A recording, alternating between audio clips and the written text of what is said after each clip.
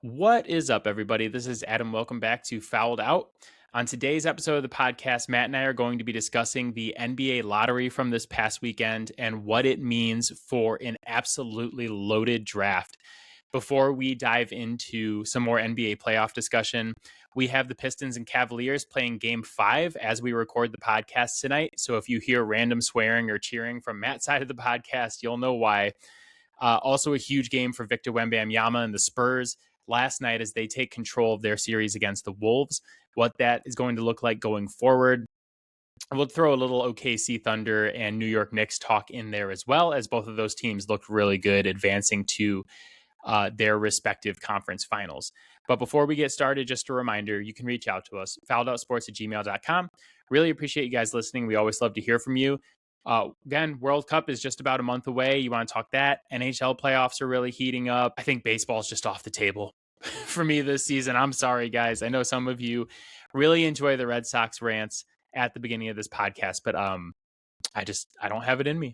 I don't have it in me this year. So email me about anything else and I will respond to you. You don't get any spam or newsletters, just an email from me. And of course, however you are supporting the pod, really appreciate you. I always forget to say this, but go over to YouTube, check out Fouled Out Sports on YouTube. Give us a like and subscribe over there to help us grow that, and hit us up, fouledoutsports@gmail.com. With all that said, let's grab Matt. Let's talk basketball. Let's go. All right, Matt is here during Game 5 of the Pistons series. So brave time to join the pod.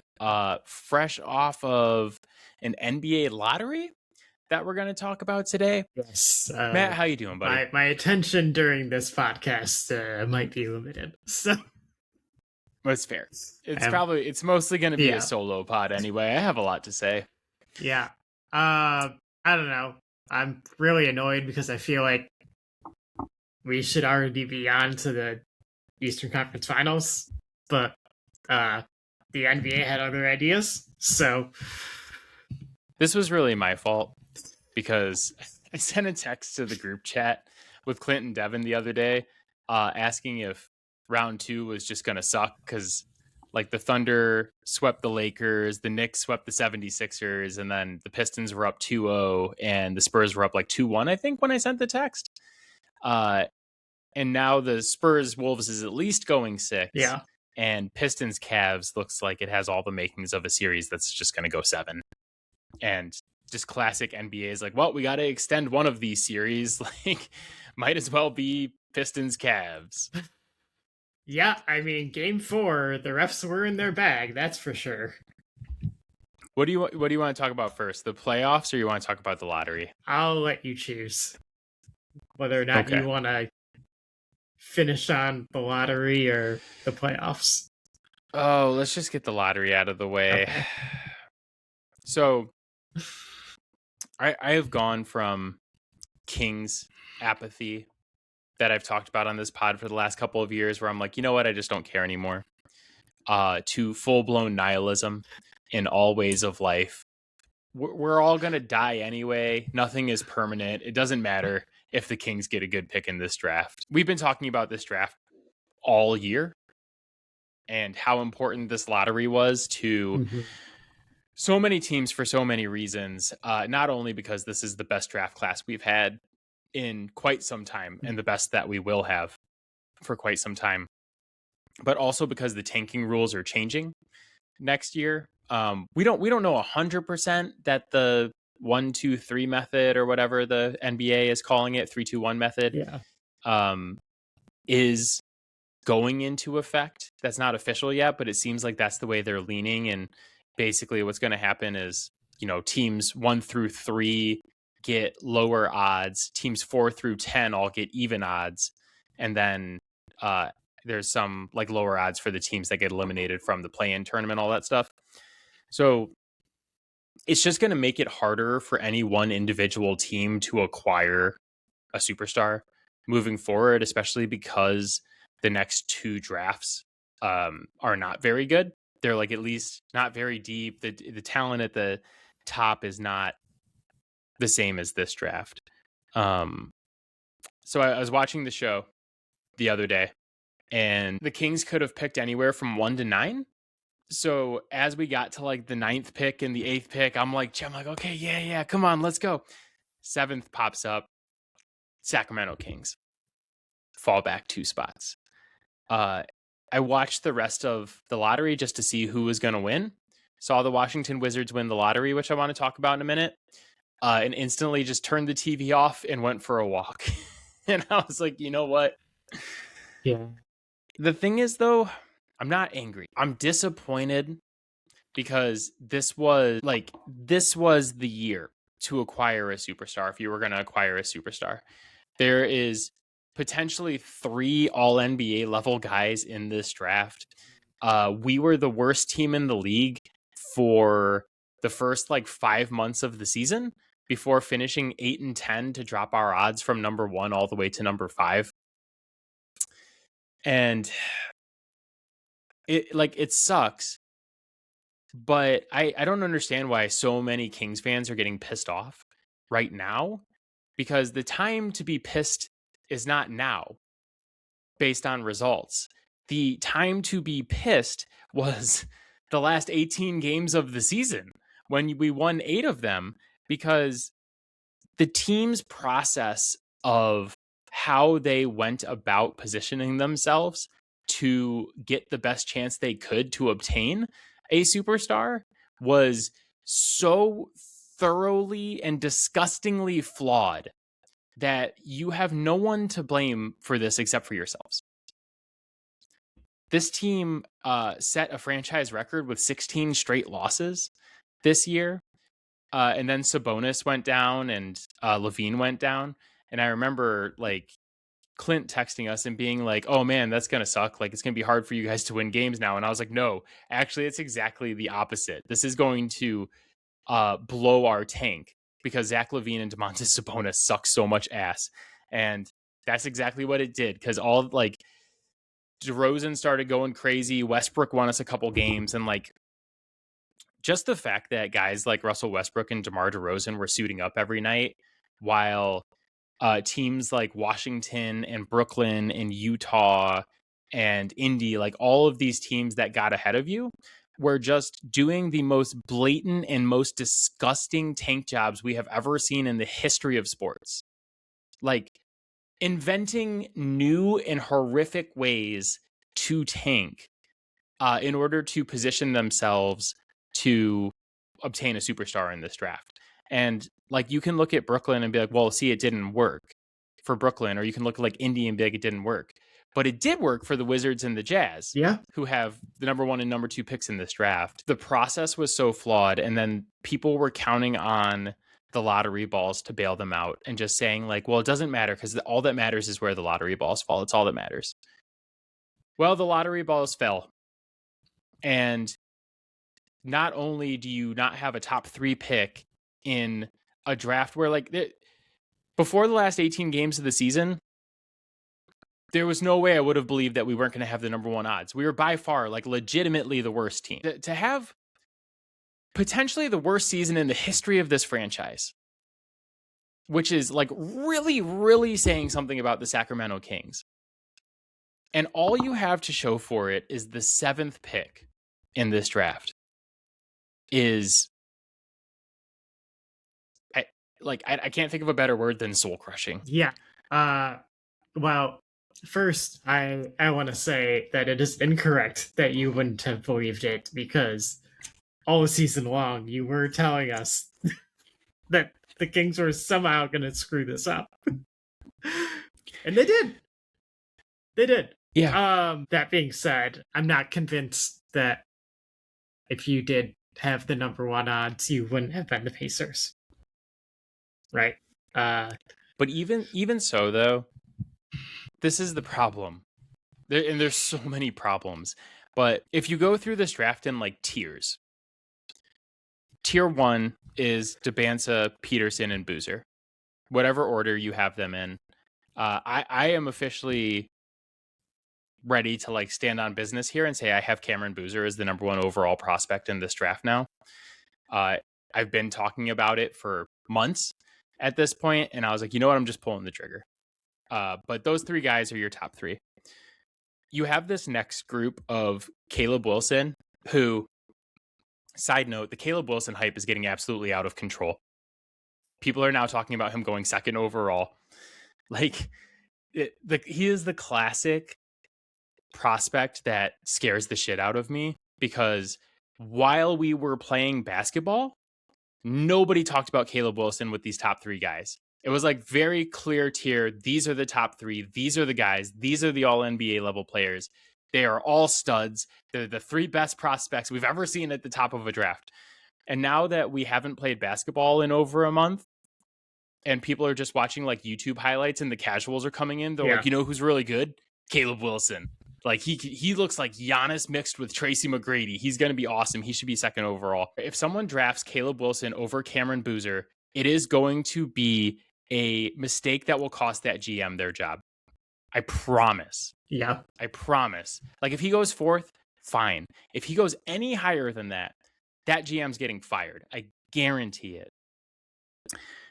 But you have the top three guys. Your tier two is Wilson, Acuff, Kingston Flemings, and Keaton Wagler. Having the 7th pick in this draft is like at least not bad from the perspective of you are going to get one of those 7 guys if you just sit in your spot and take whoever is remaining. Which, like, at this point, when I've been saying all season that the Kings are going to screw this up, they haven't even started peaking as far as right? screwing things up goes, because they're going to bring back Vade. Here is the big problem. Matt, Tom Gores is the owner of the Pistons. Yes. Who is his favorite player in this draft? Don't know, right? Couldn't tell you. Who is his favorite player in any draft going in? Do you know? I mean, there was probably a time where I could have told you, but yeah, I think he's maybe slowly laid off the nose candy. The big problem here is that for the 5 billionth consecutive draft, every fucking person in the world knows who my owner wants to take. Yeah. It is the worst kept secret in the entire NBA that the Kings desperately want Darius Acuff. Yep. And that information is already out there. It was out there before the lottery. Like, it's fucking embarrassing how they run this team, that like everybody knows that already. So you're like basically in the 7-player draft, you have the 7th spot, and it's like, sweet, let's just sit here and take, like, if it's Keaton Wagler or Kingston Flemings, I'm totally cool with that. If it's Darius Acuff, great. That's because that's who I would want at this position. If I had my druthers amongst those guys. But we're already talking about, will the Kings trade up to 5 by giving up a future first-round pick to get Darius Acuff? We've already started this conversation. So if you had followed the correct process, not only did you have the worst record, there was a point in time where the Kings were 2.5 games worse than the next worst team. All you had to do was suck. All you had to do, and you could have had the number 1 odds. And like, yes, would they have been the Pacers and probably fallen to 5? Yeah, because it's Sacramento. Yeah. Had you fallen to 5, you're in a perfect position to take the guard you want to take. You're getting still. Acuff. You're getting Acuff. Or Wilson if he falls, which is also an acceptable answer. But like, the fact that you fucked this up so badly and fell so far has now made it so that you are at the 6 teams in front of you's mercy. And all we're going to hear for the next 6 weeks is smoke screens of like, oh, the Clippers are actually really happy to sit at 5 and take Acuff. Or, oh, Brooklyn might just sit in at 6 and take Acuff. They just like do the wrong thing at every single turn. Like they don't get the number 1 overall odds, right? And so they fall to 7th. And the very first thing they do is go, oh, it's cool, we can still get the guy we really want because we really, really want Darius Acuff. And now everybody in front of you is like, oh, great, we know exactly who the Sacramento Kings want. And they're going to hold you ransom, and you're going to trade a protected future first even for it. when they have like the right idea, right? There's pretty lengthy history that high-profile guards that play for John Calipari just work in the NBA. So even when they come to the right conclusion, like here, where Darius Acuff is the guy, they still do it in the wrong way. They're like, let's just announce it to the world that this is who we're taking at 7, and the 6 teams in front of them are like, no, you're not. What are you talking about? Will Ferrell and Anchorman is like, I just want to scream it from the top of a mountaintop. Yeah. Honestly, the only acceptable strategy moving forward is to stay at 7 and pick the guard who falls to you. Yeah. And it may not be Acuff, and that'll be disappointing because, like I said, if I had my druthers, that's who I want. Yeah. I'd also be happy with Kingston Flemings or Keaton Wagler at this point. The last thing I want to say about the Sacramento Kings, and then thank God I won't have to talk about them for another 6 weeks. Coming out of this lottery, we by far have the darkest future of any NBA team and potentially any team in professional sports. Because think about what we have. This number 7 pick in this draft is by far our most valuable asset. Yeah. The only other good young players we have on the roster, Maxime Renaud, who was the 42nd overall pick in the last draft, and was good, but is not like, a cornerstone of a young core. We have Keegan Murray under contract. His massive extension, his max rookie extension, starts next year. So we got that. The dude who, he's fine. Yeah. He's like a 13-5 guy that we're paying max extension money to. And then we have 2 more years of Sabonis, who I really like Domas, but he is ass for this franchise right now. We have 1 more year of Levine and DeRozan. Thank fucking God. They're talking about bringing back Russell Westbrook for another year. We have Dylan Cardwell, who's like a 24-year-old two-way guy who blocked some shots this year. Our core moving forward is this number 7 pick, Keegan Murray, and Maxime Renaud. And you're basically just going to wait for all of these big contracts to fall off the books. Yeah. We're now moving into this quote unquote post-tanking era where they're going to change the rules to make it harder to get that top pick. And now if you're the Kings next year, it's we have to play our way out of the bottom 3. Yeah. Now you have to purposely win games to get out of the bottom 3. So they're terrible at that. Yeah. Yeah. So it's really bleak. And this is why I'm promoting nihilism amongst the Kings fans. The problem is in these next couple of years where they're going to be weak drafts, the Kings are probably going to get the number 1 pick at one point. And they'll be like, see, we threw you a bone. Well, you didn't do anything. Well, right. Number 1 overall, though, in the next couple of drafts may be pretty good. They're not deep drafts. I mean, there's no prospect next year that's on the level of the top 3 guys this year. Yeah. There's no one to, and things could change for 27 and 28. It's still a little early to tell for 28, but the next couple drafts are much weaker. And that's why we talked about this ad nauseum is this is the best draft to suck in because if you're number 1 odds, you have a 3-5 shot of getting an all NBA level player because there's 3 of them. And there's very, very few drafts where there's that many of them. Mm-hmm. And then you follow it up with 4 more guys who are pretty high potential dudes. So yeah, thank God we didn't fall to 8 or 9, because then I would really just be you know, like at least we can have someone that is a good prospect, right? Like Acuff and Wagler and Flemings. Some people like Mikkel Brown as well. So like you could say an eighth guy in there, but like at least like we'll grab something decent. Although my fear is that it's 7 and like a top 4 protected 2028 first for number 5, and they like really fall in love with Acuff and go up and get him, which like part of me is like, you know what, you love somebody that much, go get him. But since it's the Kings front office, I'm like, that's a bust. I already know it. Yeah, so it might not be a they're bust. putting in, they might just trade him. possibly. Well, you know, hopefully he's not a big market player, because that's apparently why Divac and Vivek didn't want Luka Doncic. Don't know if you saw that podcast that Vladi did. Jesus.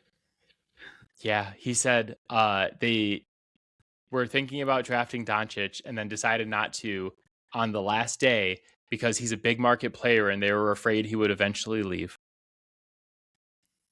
So that's what I'm dealing with, which just brings me back to my point of like, the chances to draft a generational superstar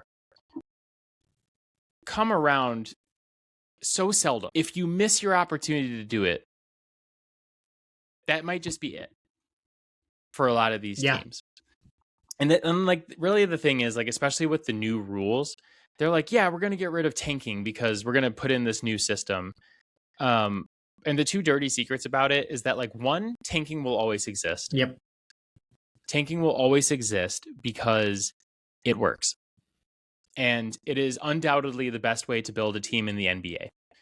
Look at the last 8 teams in the playoffs this year.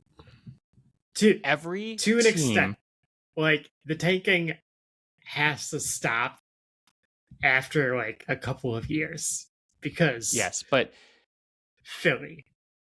Yes. But the last 8 teams in the playoffs this year were all built on tanking.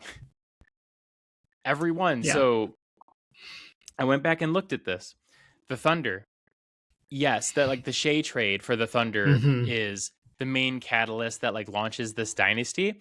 But people forget that they changed Shea to a radiator for 2 years and said, you're not playing because we're going to tank and we're going to draft Chet Holmgren and Josh Giddey, who was traded for Alex Caruso. And at this point, I would argue that Chet Holmgren is the second best player on the Thunder over J-Dub. Well, I mean, Lakers, it's hard to be the better player when you're not on the floor. The Lakers tanked for 4 straight seasons and got Julius Randle, Brandon Ingram, Lonzo Ball, and D'Angelo Russell. 3 of those guys were in the Anthony Davis trade, which won the Lakers a championship, and then Anthony Davis was spun forward for Luka Doncic, which really made this team. The Spurs tanked and got Victor Wembanyama and Dylan Harper, who looked absolutely amazing in Game 5 of the Wolves series. The Wolves tanked and got Ant. The Pistons tanked for 5 straight years and came away with Cade Cunningham and Asar Thompson. I mean, we were just Cleveland tanked and well, yeah. I mean, being bad, tanking, whatever, is always going to be a legitimate strategy. Cleveland got Evan Mobley and Darius Garland, who was traded for Harden. The 76ers is obvious. The Knicks, I think, are like the one that you could like push back on to say like it wasn't built on tanking, but they did get RJ Barrett, who was part of the trade to get OG Anunoby, who's been a big piece for them in these playoffs. So the Knicks also fall under the very rare category of guy who is not a superstar player. His dad works for the franchise, so you sign him and he becomes superstar player, which is not happening with the Sacramento Kings anytime soon. Why not just hire superstar dad? Yeah, with our luck, we would be like, we hired a superstar in our front office. It's LeBron James. Yep. He's bringing exactly where that was going. He's bringing a player with him. The king is on the Kings. So it like, even with this new like, oh, if you're bottom 3, you're going to get punished, but like 4 through 10, that's where you want to be. Teams will be jockeying to be 4 through 10. Yeah. Whether it's like you're second and third and you're pushing to win games, or you're 11th and 12th and you're like, well, now's the time to tank. We're going to drop down to that like 9-10 range. There will always be chicanery because it works. Yeah, like I don't see how it's better for the like fringe playoff teams to be tanking than the absolute worst teams in the league. Like, Yeah. I would argue that that is a worse scenario for the NBA.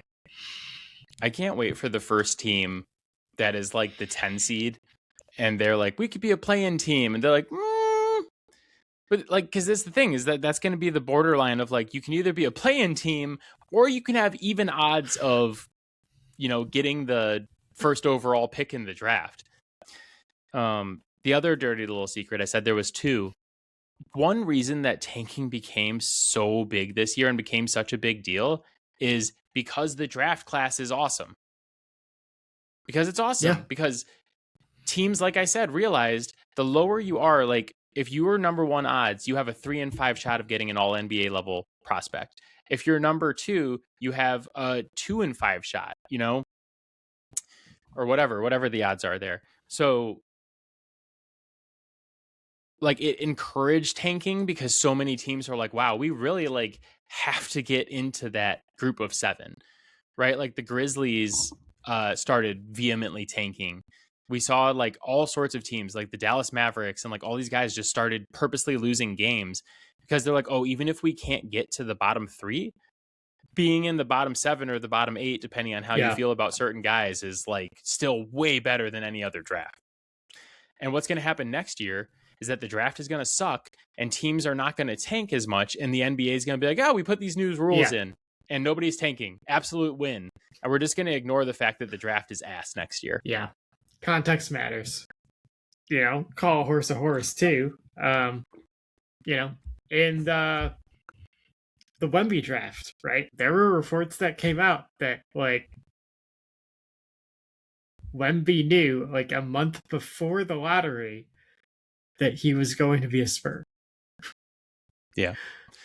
This format completely covers the NBA gives them plausible deniability to pick who they're gonna give the top draft picks to. There's the same thing in this draft though, is that apparently there was this rumor going around that there was 2 Jazz beat reporters like kind of talking too loud at dinner, and someone overheard them saying that they already knew they were getting the 2nd pick months ago. And they were like worried about it because they're like, oh man, how are they going to get AJ DeBanza if they have the 2nd pick? And like you will never ever convince me that Washington and Utah, who Washington trades for Trae Young and Anthony Davis at the trade deadline, Utah trades for Jaren Jackson Jr. at the trade deadline, trading away future picks for a rebuilding franchise. You will never ever convince me that those teams did not know that they were getting the 1 and 2 picks in this draft. Yeah. At that time, at the trade deadline. Why would you be like, next year we're trying to win all of a sudden? And I know the Wizards fucked that up because of how much better the Hawks are without Trae Young. But like, why are you going out and acquiring Trae Young and Anthony Davis, 2 guys who do not fit your team's timeline at all? Same thing for the Jazz. You're like, we're going to get Jaren Jackson Jr. and then not fucking play him for the rest of the season. He's going to go get a made-up surgery somewhere. He's got a deviated septum that needs to be fixed. He's got a hangnail that needs to be cut off. He's out for the next 3 months. Why are you setting yourselves up to win next season when you haven't tried to win for 5 fucking years? Why all of a sudden now is the time to acquire aging good players? Because they knew. Yeah. They already knew. Shit's rigged. So the Wizards do get the number 1 overall pick.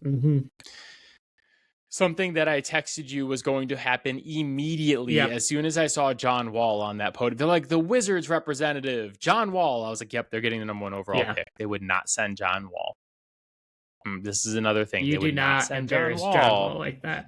No, you do not. The Wizards, the team that gave up 83 points to Bam Adebayo, the team that gave up 37 points to Bam Adebayo in the first quarter and then refused to double team him throughout the entirety of the game until he got close to 83. The team that played a lineup of 8 guys making a combined $13 million this year. They had an active roster for a game against the Brooklyn Nets of 8 guys making $13 million. You know how hard it is to find 8 NBA players who are only making $13 million combined? There's a lot of teams where they're like, ninth guy on the roster is making 18 million or more. Yeah. That team got the number 1 overall pick. And if you were watching the broadcast, they panned to AJ DeBansa as soon as the Wizards got the number 1 overall pick. And like, my guy looked like his dog died. He was not happy. And it's like right after the broadcast, the report comes out that the Wizards are engaged. Like, they're like, we'd be willing to shop the number 1 pick. You can't dump us. We're going to dump you. Move. And they're like, we don't view this as a savior moment for our franchise. We would be fine moving back. Just super Wizards to get the number 1 overall pick in the best draft we've had in forever. And the very first thing that happens is they're like, yeah, we're totally willing to trade that. Very Wizards. But yeah, Utah, you can come up to number 1 for number 2 and Jaren Jackson Jr. Yeah. I think that there may be like a Ace Bailey in number 2 for number 1 deal, because like the whole state of Utah is so invested in having AJ DeBansa be in Utah. They've been paying him since high school to play in Utah. So reportedly that's his preferred destination anyways. Yeah, he wants to be there. They desperately want him there. I'm sure they find a way to make that happen. Speaking of which, the Jazz, who benched their starters in multiple fourth quarters they were winning this year. In the Jazz, the first half of the season, too. The Jazz, who were warned by the NBA to stop tanking. The Jazz, who made up surgeries that didn't exist before to send their players to have, to remove hangnails and hairs that were on the insides of their noses that required 3-month recovery time. They sent Nurkic to get a nose job this year. So they were rewarded with the number 2 overall pick, which, like we said, probably there's some trade worked out to get them AJ DeBansa. And then Memphis and Chicago, who also did atrocious things, jump into the top 4. Meaning the Indiana Pacers, who traded a 1 through 4 protected pick for Ivan Zubac from the LA Clippers, lose their first round pick entirely. And now the Clippers get to pick 5. That one of the most interesting things in this lottery that I wanted to see was the NBA clearly hates the Pacers for keeping the Knicks out of the NBA Finals last year. They hate the Pacers more than they hate any other team in this league, and you will never convince me otherwise, because like the first proposal that came out when they were talking about tanking proposals was like Adam Silver is just like slamming the table. He's like, you can't make the conference finals and then get a top 5 pick the next year. No. And it's like, wow, who else could he be talking about other than the Indiana Pacers? The Pacers were also told that like they need to give their players smelling salts and send them back out on the court, and got fined this year for like not playing dudes who had legitimate injuries, which the NBA later apologized for. And you know that they didn't want to apologize because the lizard people fucking hate the Pacers so much. They're like, you ruined the NBA Finals last year and we'll never forgive you. And like everybody's like, well, they hate the Clippers. They couldn't see it's not rigged. They rewarded the Clippers. And I'm like, they don't hate the Clippers. They're mad at the Clippers for getting caught doing the thing that like at least 17 other teams are doing and illegally paying their superstar players outside of the bounds of the CBA. There are so many teams that are doing that. The Clippers just got caught. So they don't hate the Clippers. They're just mad at them. And that was Indiana's grave miscalculation, is they're like, they hate the Clippers. So they will give us a top 1 through 4 pick. They don't hate the Clippers, just mad at them. They want basketball to be successful in LA. So it turns the trade into the Pacers acquire Zubac, and the Clippers get Ben Mathurin, Isaiah Jackson, the number 5 pick in an absolutely loaded draft class, and a 2029 unprotected first from the Indiana Pacers. And this is leading me to believe that like this offseason has now become the ultimate get out of jail free card for the Clippers. And credit to you, because when we were talking about the Clippers last week, you said the Clippers just keep finding a way. They get like this trade is just manna from heaven for a franchise that just desperately needed it. They also traded James Harden for Darius Garland in a second. And now there's a bunch of reports coming out that like teams like the Wolves in Houston are interested in trading for Kawhi Leonard. And they can just put the whole Kawhi Leonard saga like behind them and have like Darius Garland, whoever they pick at 5, Ben Math, Isaiah Jackson, they like along with other good young players that they've acquired I forget the center's name they drafted last year who was really good for them and then got hurt. But they have their Zubac replacement. He's going to be better than Zubac in short order. And then they have a 2029 unprotected first from Indiana, who the league hates. You know that's going to be a good pick. So that leaves us with the Wizards number 1 overall, the Jazz number 2. The Jazz, I'm sure, will find some way to acquire AJ DeBanza. Mm-hmm. You know, if I'm the Wizards at this point too, I might just be like, trade me like Ace Bailey and number 2. And I'll give you back some like matching contracts in number 1, and you can have DeBanza. Or like if you can't get something done, I might not even pick DeBanza at this point if I'm the Wizards, because he clearly doesn't want to be there. Like, might just be fine picking Boozer or Peterson. The Grizz are at number 3. Cameron Boozer would be like the absolute perfect culture reset. For them if they do indeed draft him. With like, hopefully they move on from Ja and then like get him and they can just reset their culture. The Bulls, you're just taking over. You're probably taking Caleb Wilson. Unless one of those top 3 guys does fall to you, then you're just sitting there and you're like, oh, I'm sure Carlos is excited. And then the Clips, the Nets, and the Kings, it's Acuff, Flemings, and Wagler, I'm sure, in some order. And maybe we move up to 5 to grab our guy. Who knows? Well, hey, maybe one day you can just be a Kalamazoo Kangaroos fan. The Kalamazoo Kazoos. That's got to be the team name, the Kalamazoo Kazoos. I don't know if I should be excited that Kalamazoo was mentioned or mad that we were the hyperbole city. It's a weird stray to catch, but like I guess it's nice that he knows that we exist. What?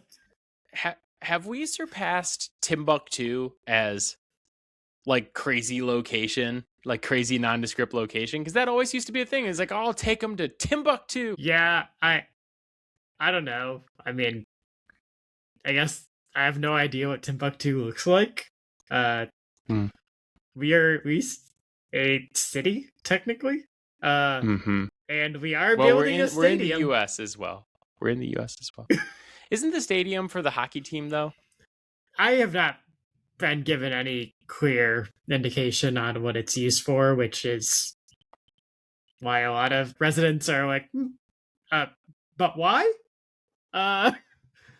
But that would just be maybe they knew all the along.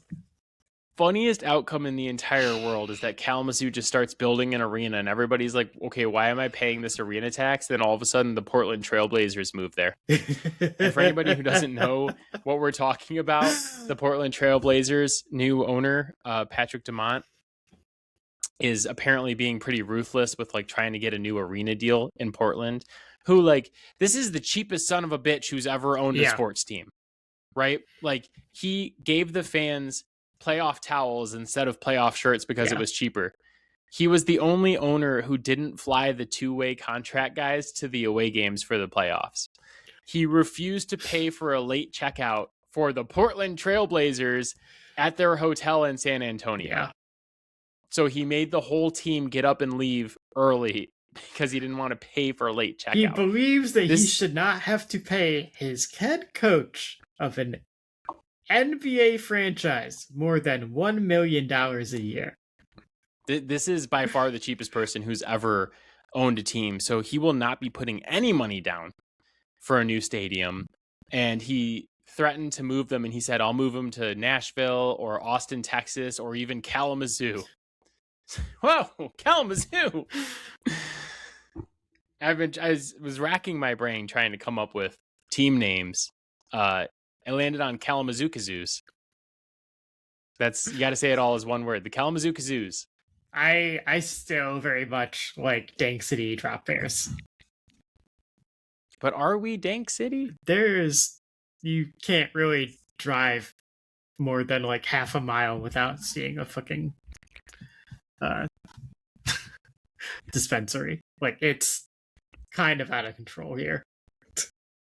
Yeah, I guess it's actually sounds like things are better than when I lived there and we were the meth capital of the world. Oh, that hasn't changed. Oh, good. We're just doubling down. I was like, oh, good. We'll just be like the Meth City Meatheads or something like that. It's a great name for an NBA team. Can't be the Kalamazoo Trailblazers. Just be. You know what we'll do? We'll just drop Trail. We'll just be the Kalamazoo Blazers. Perfect. I don't know why I thought you were gonna go with the Railblazers, which the Railblazers. Honestly, kind of fits as well.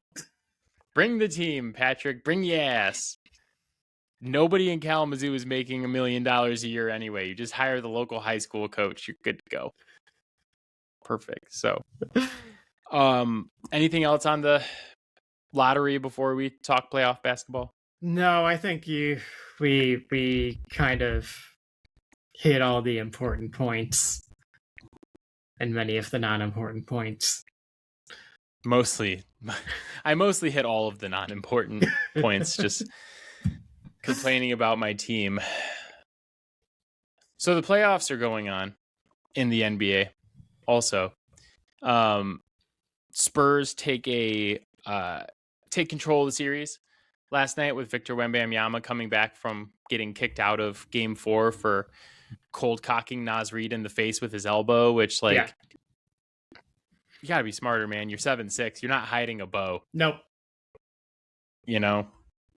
I was thinking about this with the Spurs though. So I really we talked about this last week too, but really just thinking about this Spurs OKC series for the Western Conference Finals. And we've maintained, once we kind of found out the Spurs were going to be good this year with Wemby,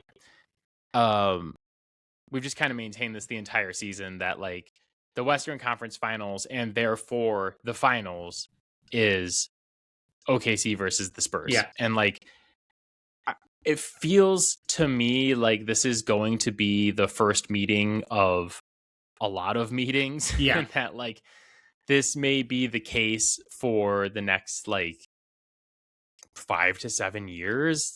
How many more years does Shea have at this level? Because as long as he's at this level, and they have Holmgren, and we'll see, they could probably get rid of J-Dub this offseason because AJ Mitchell's been so fucking good for them. Yeah. They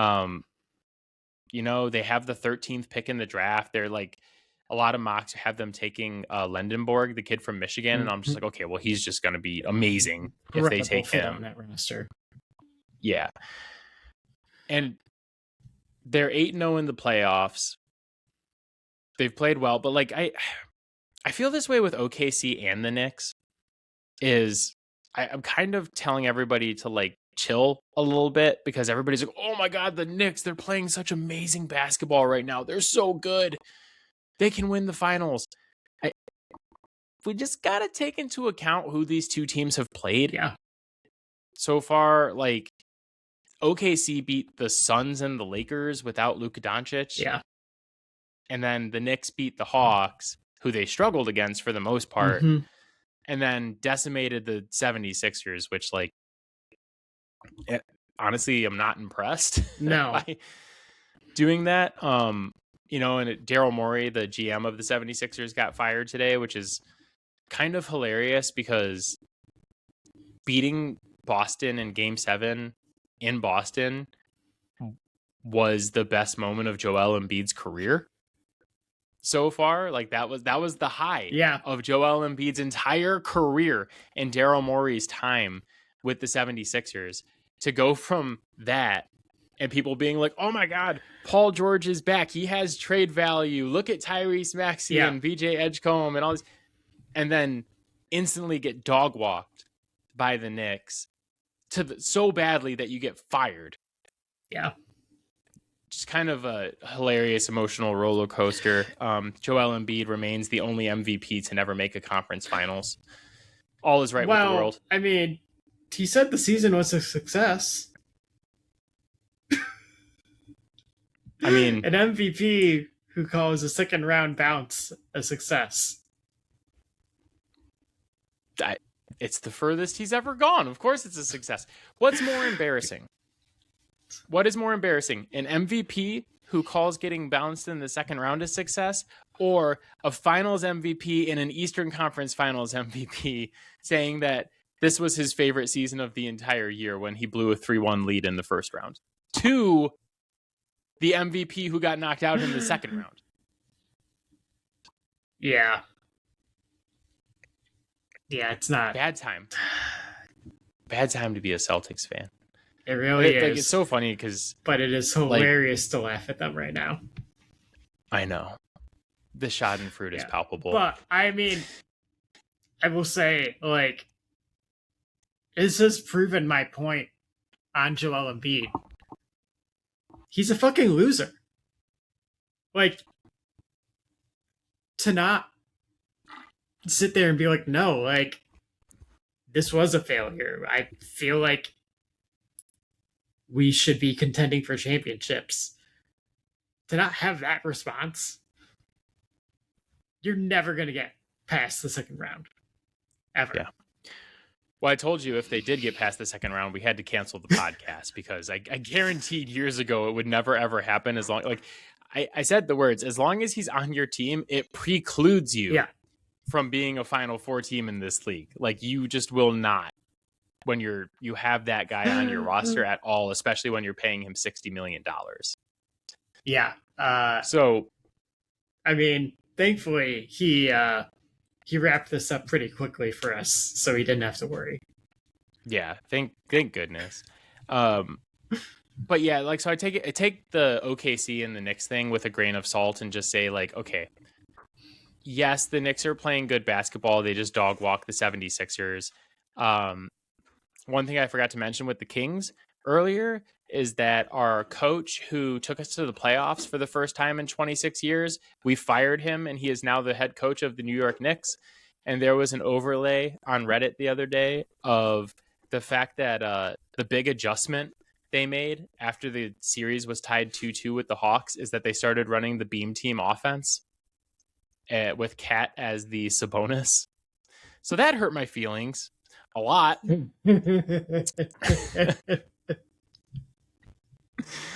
Oh, good for Mike Brown, man. And like you look at, like, Cat has been really, really good since they made that adjustment and started using him as the offensive hub. And like, just it's the exact same dribble handoff stuff that they were running with Sabonis and Fox, but now it's Cat and Brunson. And it's working really well for them.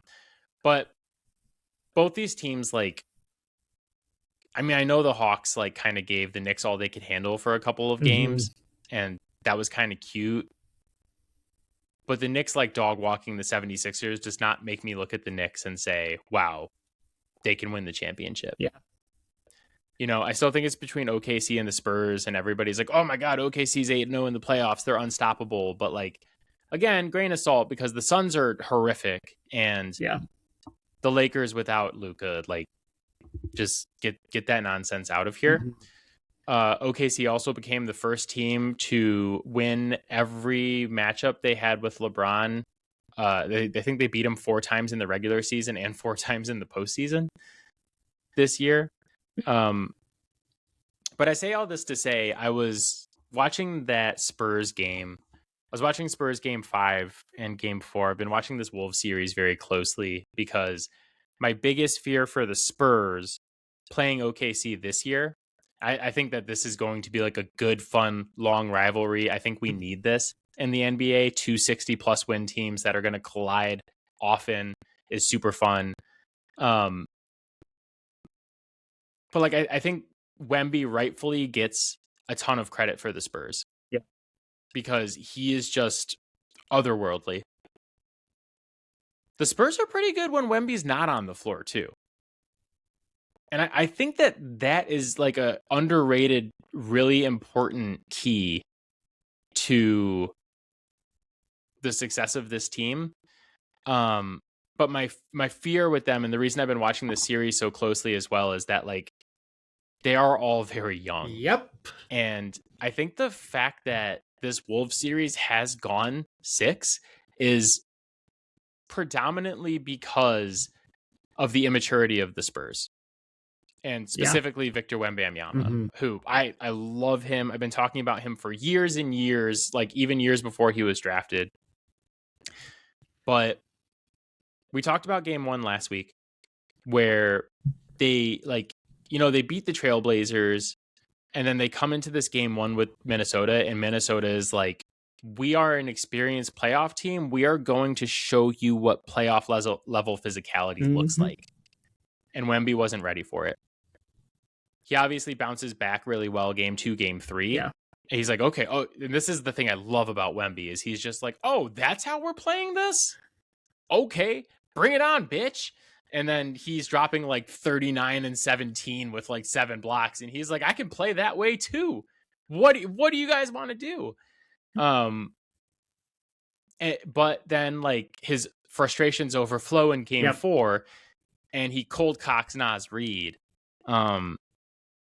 And he is right now in this series for the first time in his life dealing with the same thing that all of the great physically dominating centers dating back to Wilt Chamberlain, Bill Russell, Kareem Abdul-Jabbar, Shaq, Hakeem, all of these physically dominant centers have experienced this, like, you're gonna get your ass kicked in the playoffs. Yeah. You're gonna get hit. They're gonna pull out all the stops. They're gonna beat you. They're gonna hit you. They're gonna like hack you. They're gonna do all the shit, and it's not gonna get called because you're not like a little tiny guard flying around who gets all the little ticky-tacky fouls. Yeah. So the frustration boils over. He elbows Naz Reid in the face. He gets kicked out of the game. They lose. Now it's 2-2 going back to San Antonio. He comes back. He has a great game last night. You know, when he's on the floor, the Wolves cannot play with the Spurs. No. They cannot. But even when he's off the floor, I think they're pretty good.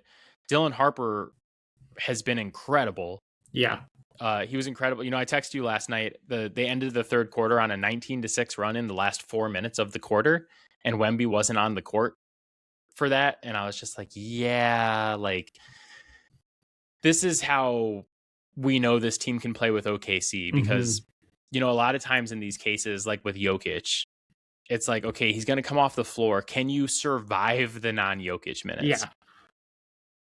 And the Spurs are like, not only can we survive the non-Wemby minutes, here's a 19-6 run in 4 minutes. Yeah. And then we're going to bring him back. So they're very good. I think that series is extremely close. I still lean OKC because of the experience and the maturity. But the Spurs are definitely earning their stripes in this Wolves series. They are. I would probably lean Thunder in 6. I think the Spurs might steal a couple, but you kind of hit the nail on the head, is that the Spurs are extremely young, and like they can just totally outclass Minnesota. This is not a real playoff threat for them, right? The Thunder is an entirely different animal. And well, I think this is incredible experience for this young team. I do not think they are quite ready for that team. Like, I know they've had a bit of a cakewalk, the Thunder, but I don't really care because I've seen what they can do. Yeah, well, this is kind of like my fear too, is the Thunder, like, so, and this is exactly my point, is that the Thunder have been like, we have a cakewalk, but we are like taking care of business. Yep. We are sweeping these teams. We're not fucking around. The Spurs now are in at least a 6-game series. You never know. It could go 7. They're playing like extra games they don't need to be playing. Yeah. Because of the lack of maturity, you know? So, like, because if Wemby didn't elbow Naz Reid in the face, the series is probably over already. Yeah. Right? And we're just like, okay, let's get some rest before we play OKC. Now OKC is going to be waiting for you for like a week. They're going to have like a week off, and then you're going to come in and, you know, and they played OKC really well in the regular season. It's just like, I think the Spurs are learning that this is a totally different animal, and OKC in the playoffs is going to be a totally different animal as well.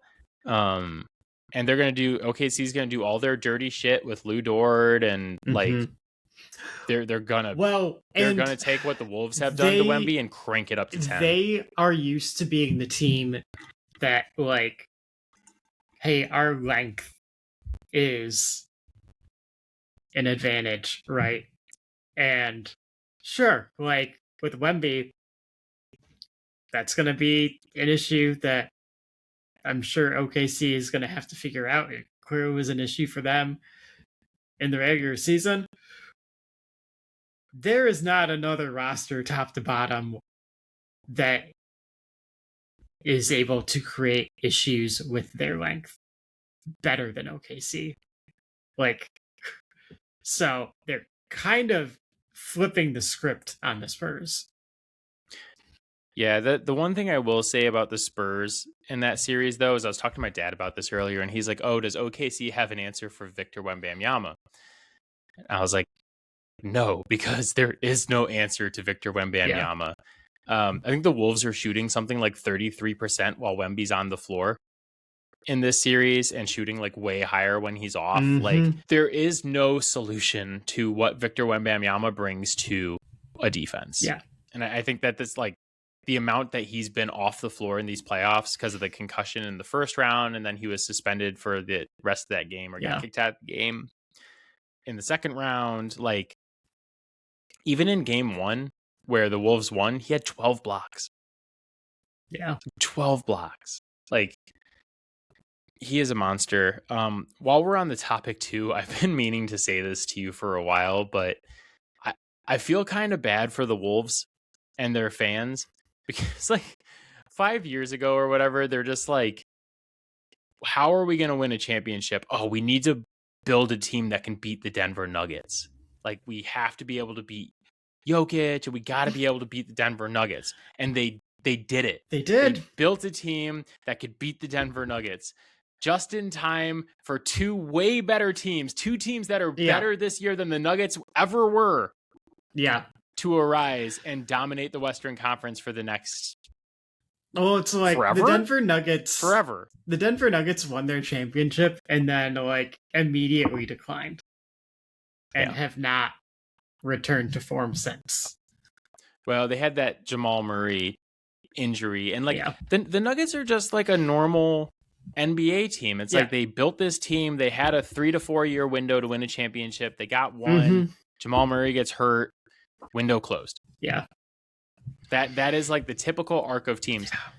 The Thunder and Spurs are going to be different because like the Thunder have Shea and Holmgren and like 13 first round draft picks coming up. You know, and they're going to keep reloading and finding. They have Sam Presti as like really their superpower is that they have Sam Presti as their GM. And like, if Sam Presti ever calls me, I'm hanging up the phone. I'm not taking calls from Sam Presti. And I don't even work in the NBA, but I don't know what that motherfucker wants, but I know I'm going to get screwed. I know I'm going to get screwed if I make a deal with Sam Presti. Just immediately screwed. I'm calling HR. Like... Yeah, it's just like if my phone rings and I look at it, it's like Sam Presti. I'm like, that's not going to go well for me. He's going to get what he wants.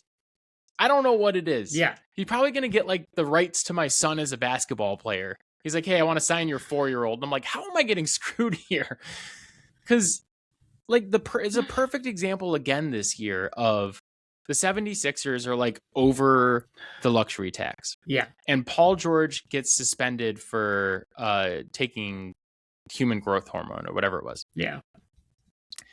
And when you're suspended, you don't have to pay that portion of the player's salary.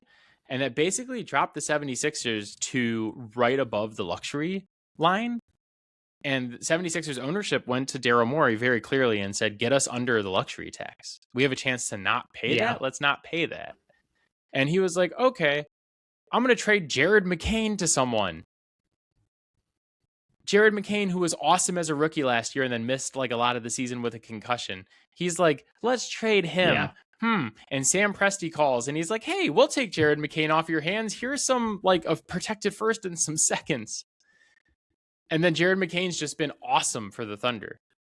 Probably underutilized for the Thunder because they have so many damn good players. I'm at the point where if Sam Presti calls me and he's like, hey, we're interested in this guy who's on your team. I'm like, that's our best player. Like that might be, I'm underutilizing that guy. I need to play him more. That guy's really good. Sam Presti likes him. He must be fantastic. Thank you for your roster analysis. I'm hanging up now. Appreciate that. Honestly, that's the only thing I would do with the Sam Presti phone call. If Sam Presti calls and goes, I got a trade for you, I'd be like, okay, lay it on me. And he's like, I want the 12th guy on your roster. I'd hang up the phone and go down to the coach and be like, that guy's in the starting lineup tomorrow. Give him 40 minutes. He's amazing. I have no data to back that up. He is incredible. Sam Presti wants him. That's all I need to know. I'm hoping, praying, wishing that we get this series and that it is a good one. I think like we're going to get it repeatedly. It's basically going to be Warriors Cavs all over again, where we're probably going to get it for like the next 4 or 5 seasons. So like, I'm just happy that there's 2 good teams. Yeah. That's fun. If there's just one team that's going to dominate for like 10 years, like the Warriors did, it's just kind of like, it's fun. It's fun to see their downfall, but you know, it's better when it's like, okay, either OKC or the Spurs are going to win the next however many championships. And the Spurs are different because they have Wemby one, and we've gone over this, is that like Jokic and Giannis and, Luka and Shea and all these guys are great players in their time. Wemby is going to be an all-time great. He is going to be, I mean, if he continues on the trajectory he's been on, he's going to be in the conversation of like the, Jordan, LeBron, Kareem, Tim Duncan, Magic, Bird, like a true like top 10 player, not someone who's just great in their time. And when you have that guy, your window is forever. Not to mention that Castle and Harper are like 22 and 21 years old, and they're both incredible already. Yeah. And so you have this like trio of just awesome young dudes, and you're just going to be awesome for a long time. So we talked about every team except for your team in the playoffs, playing right now in a close one with Cleveland. in another series, that should probably be over already. Yeah, I mean, win game 1, Donovan Mitchell immediately complains about not getting a whistle, and then in the following 3 games, the Cavs have like a plus 40 free throw differential. It's just, and that's not to say that like in games 3 and 4, like the Pistons didn't make plays to lose that game. I mean, game 3 specifically, Cade literally threw the game away. Like 2 back-to-back turnovers that like turned the entire momentum of that game. However, we're talking a very different scenario in that moment if they have 5 more points because they had more free throws. Overall, like, I feel like there's a lot of guys on this team that have kind of responded to the moment. Harris Levert popping off for 24 points in game 4. It's a shame that was wasted. That's tough. And I think the point that you were making about Wemby, like figuring out what it's like to be a center in playoff basketball is something that Duren is also learning the hard way. And I don't know that I would say Duren's figuring it out.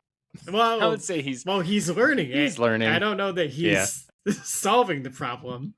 But just realizing there is one. Yeah, but the difference between the two of them is Wemby has like 12 more tools to use offensively. So and inches. Yeah, right. So like there's a lot of Pistons fans that are literally just like, don't even sign this guy to another contract. And I'm like, he is 22. Yeah. He is 22 years old. You sign him to whatever you need to. I know it's like, it's hard to be patient. And I have so many fans and like, it's so overreactionary to like, look at what he did all season long. Mm-hmm.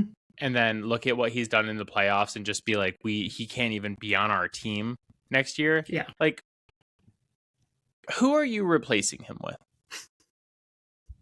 You're not getting Wemby. Yeah. You're not getting Jokic.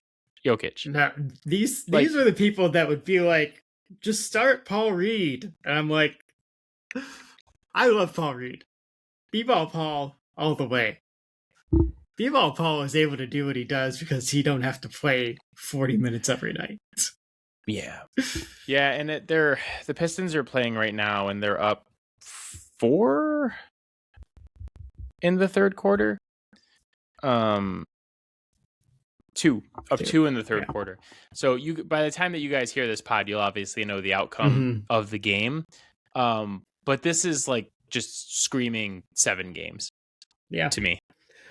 Like, I'm assuming the Pistons pull this one out tonight. Cleveland wins game 6. We're back in Detroit for game 7, which, like, please, because I need another James Harden game 6 and game 7.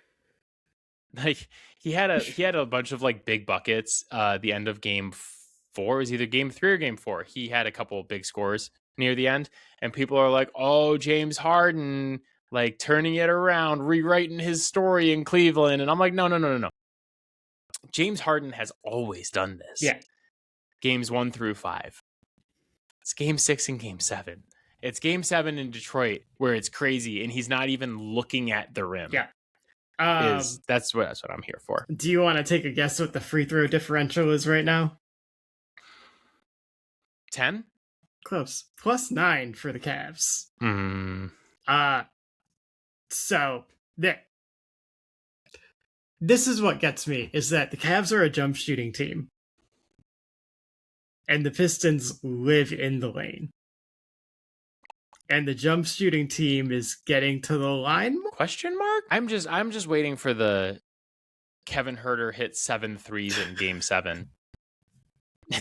And then you have to come on the pod and say nice things about Kevin Huerter. That's what I I'm. will That's what have I'm waiting to for. like express order a Kevin Herter jersey that I probably won't have money for. Yeah. Like, They'll just be giving them out in Detroit. They'll just be like, "Yeah, Kevin Herter, Detroit hero." But I'll say the same thing about. I guess like back to my original point with the Knicks though is like Knicks fans are like, "Oh man, we're just gonna like destroy whoever comes out of this series," and like, we're playing so good right now. We're really rolling. Blah blah blah. I think the next round is also going to be like whether it's Detroit or whether it's Cleveland. Like, I think that's also going to be a really tough series. how many times did the Knicks beat Detroit this year? 0 times. 0. Not once. Not a single time. Yeah. In 4 attempts. Less than 0.5. I'm less worried about Bodega Cat against Detroit. Just get ready for that beam team offense, baby. It just doesn't hurt my feelings that they're running it again. Yeah. No, I mean, it's very clear that the way to beat Detroit is if you have a star, let him ISO and then get away with all of the things. Oh, I was going to say, you think now is the time to complain about free throws. Just wait till Jalen Brunson gets a hold of the Detroit Pistons. Oh, baby. Excuse me, but James Harden walked so that all of these other kids could crawl. Mm-hmm. So we're taking it to the next level. But I think best case scenario just for podcast content, Spurs versus Thunder, Pistons versus Knicks. Yeah. I think we're all on the same page there. So, but that is it for us. As always, Fouled Out can be found on Spotify, Apple Podcasts, Pocket Cast, Overcast, anywhere you get your podcast. Search Fouled Out Sports on YouTube. Give us a like and a subscribe over there to help us grow that. And again, however you guys are supporting the podcast, we really appreciate you. Thank you. Matt and I will be back next week. Same Fouled Out place, same Fouled Out time. Catching up on. We will have conference finals matchups when we talk next week, because the latest that the Game 7s can go was it Monday? Sunday. I don't know how the NBA messed the scheduling up, but the Pistons Cavs play tonight. So there's no games tomorrow. There's no Thursday games. And then they put the Spurs and the Pistons back on Friday. So game 6 of both of those series will be Friday. There is no game Saturday. And then potentially 2 Game 7s on Sunday. Like, why would you not do Pistons Cavs tonight, Spurs Wolves tomorrow, Pistons Cavs Friday, potential Game 7 of Spurs Wolves Saturday, and then Pistons Cavs on Sunday? Like, just have a game. Why are there no games tomorrow or Saturday? Trying to make sense of the NBA is a fool's errand. Really is. The lizard people have their reasons, I'm sure. But all right, we're gonna go catch the rest of this game. We'll talk to you guys next week. Bye, guys. Right. Bye, guys. Bye, Matt. Oh yeah. Bye, Mom.